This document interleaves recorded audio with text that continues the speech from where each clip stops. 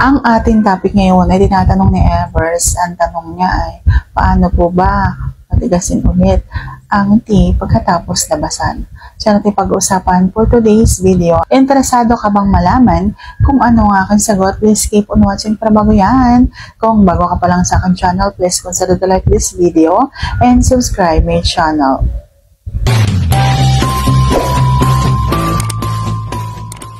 Alam naman natin na kapag halimbawang nalabasan na ang isang lalaki ay talagang yan ay nanghihina, nawawala ng lakas, hindi na makatukod. So ano nga ba ang gagawin mo kapag halimbawang ganito na at gusto mo pang umisa pa? Ang masasabi ko ay bigyan mo ng panahon.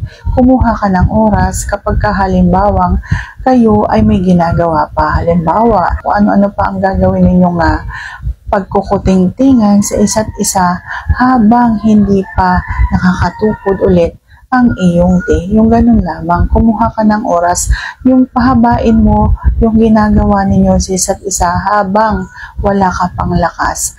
Yung ganon. Ang tea naman kasi, kailangan lang niya ng panahon at oras. Siguradong pusa yan, maninigas. Kahit na madapi lamang yan, doon sa bulaklak, yung maamoy-amoy niya, yun. So, kahit pasanggi-sanggiin mo lang yan doon, kusa na yan, tutukod. Kapag halimbawang gusto na niya ulit, umisa, yung ganon. Pangalawa, dapat malakas yung iyong pag-iisip. Yung isip mo kasi, madadala niyan yung iyong buong katawan kasama na yung tea mo. Kapag halimbawang gustong-gusto mo pa talaga ng isa pa, siguradong mag-uutos yan doon sa mga ugat-ugat mo para umisa pa. Pero kapag halimbawang nasa utak mo na hanggang isa ka lang, talagang hanggang isa ka lang. So, dapat yung isip mo nandun din sa gusto mo pa talaga ng pangalawa pa. So, sana sagot ko na tama ngayon.